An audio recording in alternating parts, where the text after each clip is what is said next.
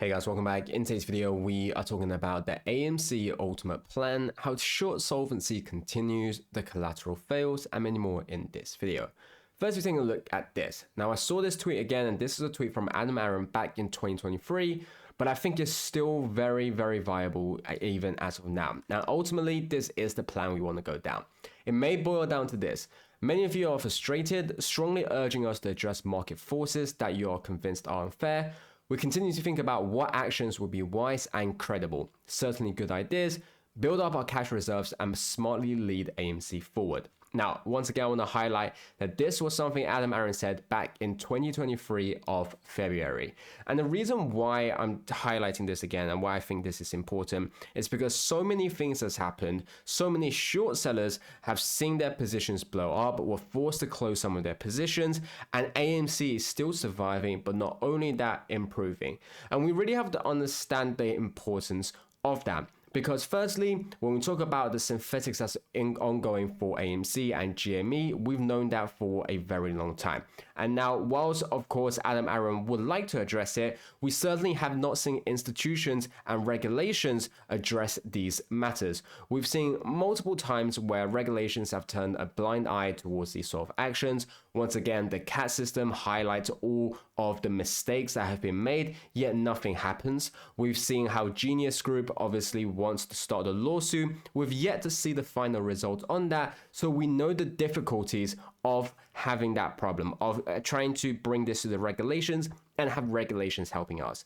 However, the things that we can do is to make sure that AMC stays on the market, is to make sure AMC doesn't go bankrupt, and that the investors are still here. And that's what Adam Aaron obviously meant with build up our cash reserves and smartly lead AMC forward. Because as of 2025, we've seen how AMC has improved. We've seen how the box office has improved. We've seen how AMC has increased their revenue structures. So this is what we talked about with how AMC's ultimate plan is working. And when we talk about the cash reserves, we've seen the cash that they have. We've seen how they restructure their debt. So you understand how AMC is doing well. On the other hand, throughout these years, not only have we talked about how some short sellers were forced to close out their positions, but we also seen certain funds to also go bankrupt and having to close down as well. So the very bank and the very funds that were shorting AMC a few years ago are now non-existent as of right now, but AMC, the stock that's constantly faced suppression and manipulation, is still standing strong. And I think that's the point we need to take away from here. Because when we take a look at this, these are the constant struggles AMC obviously face. For the Friday, a daily update, 66% of AMC volume didn't even touch the lit exchanges. That's 7.4 million shares hidden in the shadows, routed through off-exchange dark pools, and these are data that you can see. Now, one thing to go on about this is we talked about how actually there is a possibility how even the data that's shown to us here, so the 66% are not actually true data, and the actual fact is the dark pool percentage is actually even higher. And so when we have that understanding and we've realized what's going on with AMC, we know that truly how undervalued it is and truly just how much manipulation we are obviously facing. But then let's talk about the short solvency, because we've talked about how AMC is surviving strong. AMC has gone on their plan that they talked about 2 years ago, but these institutions who, whether they're shorting AMC or they're holding on to the swaps of AMC and GME, they are all not doing well. Here we can see Swiss officials worries about UBS solvency will continue. Increased UBS capital reserve requirement proposed after the collapse of Credit Suisse could increase by as much as $26 billion, but are years away from being phased in. The phase-in for the capital requirements will kick off when the law enters force, which is not expected before 2028 since Parliament has to agree. So the key point to take away from here is, of course, Credit Suisse. By now, everyone should understand what happened with Credit Suisse. A TLDR for those who don't. Essentially, Credit Suisse inherited the GME swaps from Archegos, which corrupted Archegos. But then, Credit Suisse also took on AMC swaps, and that then ultimately, along with the GME swaps, collapsed Credit Suisse, which are now inherited by UBS. And since being inherited by UBS, we've seen multiple things about how UBS are facing margin calls, UBS are facing solvency, how there is a need for UBS, and just like you guys can see here, to increase their margin requirements, to increase their reserve requirement. Now, what we're looking at here is obviously by as much as $26 billion. But one thing I really want to highlight is that just because it's by $26 doesn't mean that these swaps are only worth as much as $26. In fact, they could be worth a lot more, but it's just for the sake of the reserve requirements, they need $26 billion. And so from there, you can just see how big these swaps positions are. And so you can see how easy it is for AMC to really beat these short sellers. As long as we are able to survive, as long as we are able to attract more investors, because we talked about this, every time someone buys the shares of AMC, yes, it's being routed off to the dark pool and we don't see on the price action, but we are forcing these shorts to create more synthetics. We are then forcing them to also have these swaps of AMC and GME, and you can see how these positions are slowly stacking up. And maybe in the short term, it won't bankrupt these funds, but in the long term, and just like we are seeing here, it definitely will have impact. And it's only a matter of time before these short sellers go bankrupt. And so AMC only has to survive and attract investors, whereas these short sellers have to continuously find and locate liquidity and capital in order to finance these positions. And so that's why AMC's ultimate plan is obviously working. And you can see, keep grinding, the talking points. FINRA admitted a broker self-reported an overage proved that the system isn't balanced. The data cover up, they have blue sheets and cat data in hand, but refused to release it. And I want to talk about this because we talked about the cat data.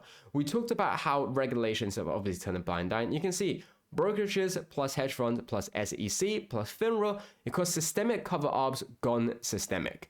And what we are talking about here is, of course, these things that they are not addressing. We've seen how regulations have caught different institutions doing things, whether it's the wrong reports of sales, so marking shorts as longs and marking longs as shorts, the misreport, whether it's just all up, not reporting any data whatsoever, whether it's the fact they're manipulating market. These are all things that have been caught and fined by the SEC, but these fines are nothing. We've seen how firms who have made hundreds of millions of dollars with these manipulation methods, with only having to pay $1 million fine.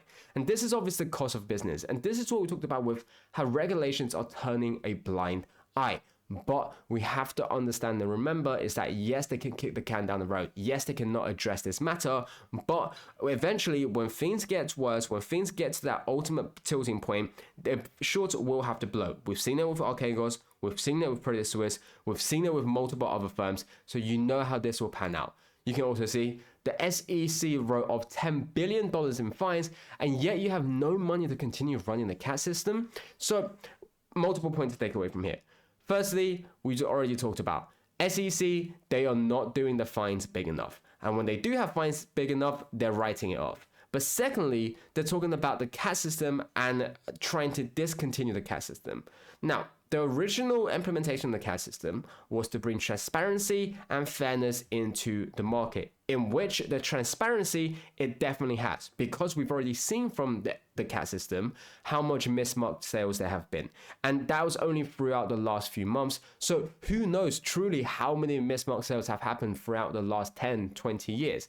But not only that, it's about understanding what firms are doing what. It's about understanding how the same institutions have manipulated hundreds, if not thousands of stock. And on top of that, the fairness that is supposed to bring to the market, they are not doing any fines. And so this is their problem.